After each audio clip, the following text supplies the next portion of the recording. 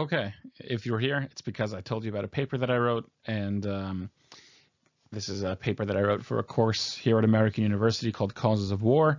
We had to analyze any conflict we want and research any fact we wanted about the conflict, and so I picked the Israeli reprisal missions of 1953 to 1956. We had to present our papers to the course, and I thought it was a good presentation and a good paper, so I figured I would share it here. The paper is called Killing to Save Ourselves, Noncombatant Immunity, and the Ethics Behind the Israeli Reprisal Missions of 1953 to 1956. So I think it's important to get into the discussion about the reprisals by understanding the security situation post-war of independence. This is a country, Israel, that was founded in 1948. It was formed in blood. And the security situation, in fact, the entire political climate in Israel post-war of independence wasn't great. It was very, very tenuous. And in particular, there was a perception that the threat to Israel was one of an existential nature. In other words, the Israelis didn't believe that whatever threats they were going to face was going to be about, or should I say, it wasn't going to be over conventional aims of war, borders, territory, change of regime. The Israelis perceived that the threat was a threat of total annihilation. And in particular, the situation surrounding Israel's Arab nations, Egypt and Jordan, really began to bother the Israelis. And it really started to weigh on them, in particular, in 1953. In 1953, we see the beginning of cross-border infiltration operations. You would have people from Egypt and Jordan who would come into Israel, loot, sabotage, and kill, and then go back to their homeland. As a result, the Israelis created an entire unit to deal with these acts of cross-border infiltrations, Mifza 101, Unit 101, and enacted a policy of reprisals, essentially revenge operations. And this was a policy that was the brainchild of then Prime Minister Ben-Gurion and Minister of Defense Moshe Dayan. When people talk about the Israeli reprisals, there is really only one that is in everyone's mind. And that is what was known as Operation Kibbia, or Mifza Kibbia. Kibbia was a village. Why does the village matter? Well, on October 12th, Jordanian infiltrators infiltrated into Israel and killed a mother and her two children. If I recall correctly, they found a house, lobbed a grenade inside, and killed a mother and her two children. One of the two, I should say, her name was Shoshana, and the mission was also known in Hebrew as Mifza Shoshana, Operation Shoshana.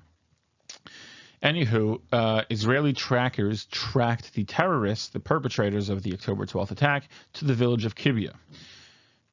Then Commander Ariel Sharon, who was in charge of Unit 101, was going to single-handedly lead the reprisal against the city. In fact, in Ariel Sharon's handwritten notes, he notes that the goal of the operation is to inflict maximum damage on human life and property.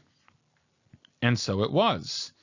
In fact, here is a video recording, hopefully it plays in the audio here, of the aftermath of the raid. The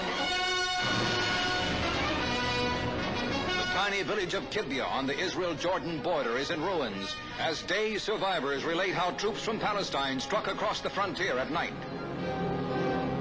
They accuse Israeli forces of leveling buildings with grenades, shellfire, and explosives, trapping entire families in the rubble. While his neighbors watch silently, a villager searches for the body of his boy. The attack prompts the United States, England, and France to deliver their sharpest rebuke to Israel since its founding and to demand stern action to punish the guilty troops. The boy, one of Kibbia's 66 victims, is carried away as the United Nations launches an investigation of the explosive tensions that walk the border. So just to further clarify some of the points that were made, the eventual death toll was 69 dead. Many women and children among the 69. The way that most of these people were killed were in mop-up operations. Essentially, Sharon designed the operation to be a surprise attack against the village, and the element of surprise was lost when Jordanian guards heard them coming. The guard alerted most of the villagers in Kibbutz to flee. As such, the Israelis believed that most of the houses and buildings were empty. And in mop-up operations, when they started demolishing all the buildings and lobbing grenades inside to level the buildings, there were still people hiding within them. And that is how most of the people died. There was indeed international outcry. Israel was censored in the United Nations. The Americans withheld $1 million grant. England and France both sent strong letters of condemnation. This was a big deal. From here on out, the policy would change about killing non-combatants. But it is this particular aspect that I want to investigate. Is there any moral system that we can appeal to that exonerates the killing of innocent women and children, or should I say, quote-unquote, innocent women and children? In other words, Operation Kibbutz should lead us to question the ethics of killing in war, and whether or not there are actually ethics in killing in war, or whether or not there's a contradiction in terms. So I begin my discussion with this question: can strategy be ethical? And I begin my research with the most important thinker in my life in terms of the world of strategy, Colin S. Gray. In his magnum opus in 1999, a book called Modern Strategy. So Gray wrote in several long paragraphs, but a key line here is that no sound strategic history of the 20th century would spend many pages on ethics as an independent shaper of strategic behavior. In other words, as Gray goes on to elaborate in that section, there is a certain ethic of winning. There is an ethic of victory in and of itself. And when you were to poll the battlefield commanders or the politicians in charge of any given war, they would tell you that what they were doing and what they were paying attention to is victory, is ensuring their own nation's well-being. They aren't exactly thinking about ethics shaping strategic behavior. And you see this, and Gray gives historical examples. So the question of can strategy be ethical, according to Gray, at least in 1999, this was an opinion of his that evolved over time, but at least in 1999, can strategy be ethical? It's a question that really doesn't exist. However, this is not the mainstream view. And the mainstream view is that there is an ethical component, or should I say an ethical constraint of strategy, and that is traditional just war theory. Traditional just war theory really has at its root teachings from the Church Fathers, from Aquinas, and just war theory focuses on three distinct aspects: jus ad bellum, which is the right to go to war; jus in bello, which is the right conduct in war; and jus post bellum, which is conduct after war. In particular, jus in bello contains two different distinct areas. One is proportionality, and one is discrimination. And discrimination is where we get to the prohibition of killing non-combatants, right? To target discriminatorily, or to discriminate in your targeting, is to ensure that only combatants, only those who are directly involved in evil, if you will, are targets of an attack. That's what traditional just war theory posits. Now, what does traditional just war theory have to say about terrorism? Well, here, perhaps unsurprisingly, depending on your view of just war theory, just war theory essentially says that the way that you act in regard to states is the way that you act in regard to terrorism. In other words, despite unjust attacks, which is what terrorism is, the response must still be in keeping with just war principles. In other words, you can only target those directly involved in terror attacks. Now, the Israelis, there is a very, very small Israeli discourse on military ethics. I found one paper written about a distinctly Israeli perspective on military ethics. What is unique about this paper is simply the broadening of direct and indirect involvement in terror. In other words, whereas just war theory and perhaps the Anglo view of just war theory and terrorism has a maximalist constraint on what it means to be directly involved in terror, the Israeli perspective, at least according, like I said, to this one paper, seems to broaden it in a little bit. In other words, perhaps an imam who is directly inciting violence but is not committing violence himself, that might be considered a direct involvement in terror, and therefore his ultimate demise can be warranted under these under this theory. However, it should be noted that even that one paper, which caused controversy, I might add, in Israel, still believes at the end of the day that despite unjust attacks, response must be just in keeping with just war principles, and therefore non-combatants can never be killed. So traditional just war theory doesn't seem to account for what Ariel Sharon did in Operation Kibbutz. But I think we throw that all away, because perhaps there is a Jewish ethic to fighting terror and killing civilians, right? Not just an Israeli perspective, but a biblical perspective that we ought to investigate. And here I think we can learn some timeless lessons from the Bible. Let's begin with King David. King David, as those of us who are familiar with his life know, King David was a man who killed a lot. In fact, he was prohibited from building the temple in Jerusalem precisely because, as the rabbis said about him, his hands were always covered in blood. Yet, we see that, in fact, most of his actions, if not all of his actions, are exonerated. In particular, I want to highlight one instance, and that comes from the first book of Samuel, chapter 27. Here, the book describes a conquest that King David makes against a tribe of Geshurites, Gizarites, and Amalekites.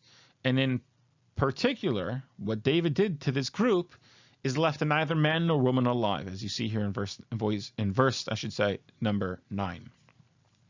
Well, the question is, why did he do that? Why did he commit an act of what is seemingly ethnic cleansing? So David himself, and this is key, David himself gives his excuse. That's in verse number 11. And David left neither man nor woman alive to bring them to Gath, saying, lest they should tell on us, saying, so did David. In other words, what's implied with this answer by King David? What's implied is that the men and women that King David killed were not neutral to the conflict. In other words, he had a fear of the non-combatants, that the non-combatants, even by word of mouth, would have perpetuated violence against the Jewish people. In other words, they're not neutral parties. They are just delayed evil actors. And as such, David preemptively and preventatively killed them, an act that is exonerated in all of the rabbinic discourse, precisely because of his fear of future retribution and retaliation. And in fact, this even has an earlier precedence, not just from King David, but from Simeon and Levi. Simeon and Levi being two of Jacob's boys, right? The patriarch Jacob. The story is recorded in Genesis 34. Simeon and Levi have a sister, Dinah. Dinah is forcibly raped. The rapist wants to marry Dinah after his vile conquest, and this man presents himself to Simeon and Levi, asking to take Dinah's hand in marriage. And Simeon and Levi say, "Listen, we don't do that. However, if you convert and if you circumcise yourself and your nation, we will let you marry our sister." And the guy buys it, and he marries. He doesn't marry. He goes back to his city, and he circumcises himself and the entire inhabitants. And on the third day, Simeon and Levi come and kill all of them. And as we see here, verse 25. So this is 34:25. Simeon and Levi, two of Jacob's sons, brothers of Dinah, took each his sword, came upon the city unmolested, and slew all the males. Verse 27, the other sons of Jacob came upon the slain and plundered the town because their sister had been defiled. And the question that the commentators try to deal with is, whoa, what happened here? Why was this allowed? I can understand that Simeon and Levi had a legitimate retribution against the men who raped Dinah. What's with the other inhabitants of the city? Rather, what is the answer? The answer is the logic that David will use later. I have it cut off here because it's really only worthwhile in the Hebrew. But after their conquest, and they kill the entire city, so they report back to their father Jacob. Jacob reprimands them. And Jacob says, how could you do this? How could you do this? You just painted a target on all of our backs. And they respond, and I'll say it in Hebrew and then translate. They respond, Hakizona ya'ase es achosenu, which means, should we let our sister just become a whore, right? In other words, the English translation again, it's a bad English translation, says, what should we have done? Should we just let our sister, be defiled like that? However, the Hebrew has a textual difficulty, a grammatical difficulty, because the words hakizona ya'ase esachosenu is in the future tense. In other words, they said to Jacob, should we allow our sister to continue being defiled and raped? Well, what does that mean? What do you mean continue? They brought her back home. Rather what? And this is the subsequent discussion in the rabbinic discourse. Simeon and Levi were afraid that if they only killed the perpetrator, there would be acts of revenge and retribution. They would further capture Dinah. And so as such, to prevent that, to prevent the inevitable, so they thought, demise of their sister, they slew the entire city. And for that, their actions are exonerated.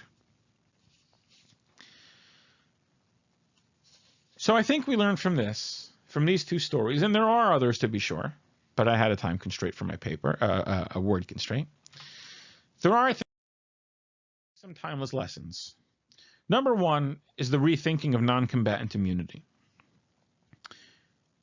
It is important, I think, to realize that what Jewish law teaches is that if there is a genuine fear of retribution and revenge, if you can detect that from enemy non-combatants, Jewish law permits their ultimate demise. And this is, I think, the mentality that pictured here Unit 101 really had. If we just killed the one or two attackers without killing those who will tomorrow come up and rise against us, what good have we done? And in particular, this man right here, Ariel Sharon, who led the reprisal mission, pictured here next to Moshe Dayan, famously said in response to the raids, and this was years later, Jewish blood is never worthless. And when he said that, I think he was appealing to something very biblical. And if you read the article, he makes a lot of biblical allusions in that article defending the entire reprisal policy. He was, I think, making a biblical allusion. And I think he was suggesting that what you see from the likes of King David, when you see from the likes of Simeon and Levi, is that oftentimes what the Jews have found themselves willing and needed, what they have found that they have to do to survive, is kill. Sometimes you need to kill in order to save yourself.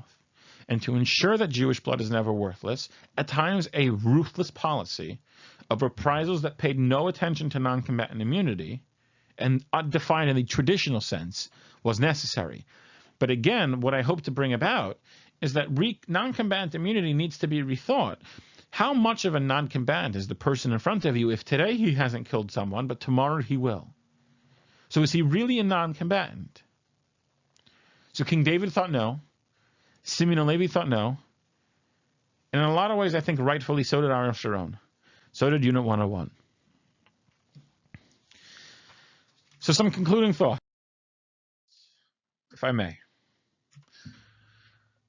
Number one, I think we need to think of re-ethics in war.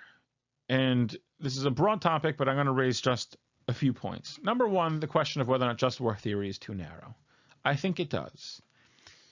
Just war theory in its current iteration, the way that current scholars think about it, reminds me of a Jewish line that too much mercy can lead to brazenness and can lead to evil. And I think that's the case with traditional just war theory. If you're constrained by just war theory to only attacking the terrorist who planted the bomb, but not doing anything to prevent tomorrow's terrorists or to get to the root of terrorism, then I ask you, how just of a theory could it possibly be? The same is true, and I'm working on a paper about this now, the same is true with just war thinking as relates to nuclear weapons. So with nuclear weapons, the great indictment of nuclear weapons from those in the just war camp was that original just war policy, nuclear doctrine had targeting of innocent civilians. and people threw up their arms. Even the threat of attacking of a nuclear attack that would strike innocent civilians is completely immoral. And people called for a weakening of some people called for a total abolition of nuclear weapons. But this thinking has led to a weakening of the nuclear posture. And the question we have to ask ourselves are we willing to trade an intense nuclear posture if it means that we're going to go back to great mechanized industrial scale war? One of the reasons I think Russia felt okay waltzing into Ukraine is precisely because of a weakening of the nuclear deterrent, a weakening that I believe is attributed to some of this moral and ethical thinking as it relates to nuclear weapons. And I think we need to rethink them. I think just war theory is too narrow. It is not just a theory, so I am calling it out. It cannot be just a theory that says Ukraine is just in responding to the attack on Russia, which is how some people in just war theory, and I'm not making this up, have written about the war. If that's all it is not so just of a theory. The second thing that I think we need to think about is whether or not all this actually matters. In other words, like I discussed earlier, Ben-Gurion and Dayan and really the entire political and military echelons of government circa 1948 really believed that the security situation was an existential one. And then I wonder, are existential wars waged differently than non-existential wars? And so I write here, challenging the Clausewitzian paradigm. What I'm referring to is, Clausewitz famously said that war is a continuation of politics by other means. I've published on this. You can read books about it. We're not going to get into it. But my question is, well, when you have an existential war, when you're facing total annihilation, it's not politics that's a driving factor. It's survival. And therefore, in those instances where survival is on the line, do ethics really matter? Or does statecraft, does victory, does defending yourselves and your own citizens have an ethic of its own? I don't know. One other thing I can think of is, people have commented about, the legal doctrines surrounding nuclear policy during the Cold War. Part of me wonders whether or not the entire discussion is pointless. Legal doctrines, we were talking about complete nuclear annihilation. What ethics? What laws? Eventually, when we come back to our most basic instinct of survival, what else matters than that? Questions I think we need to think about. But I will end with this. I think it is important to commend Ben-Gurion and Dayan for their policies. Because if I'm correct in my analysis, Ben-Gurion and Moshe Dayan can say with confidence that for the first several reprisal missions, again, this is a policy that changed after 1953, after Kibia, I think Ben-Gurion and Dayan can appeal to a moral system. They can appeal to the likes of King David. They can appeal to the likes of Simeon and Levi. And they should be commended for adhering to a moral guidelines. They should be commended for adhering to a framework that guides action. And the same cannot be said about those Jordanian villagers who infiltrated into Israel, who killed innocent civilians. And if we forget that salient point, we have no business discussing just criteria and just ethics in war. Thank you all for listening. I hope you enjoyed.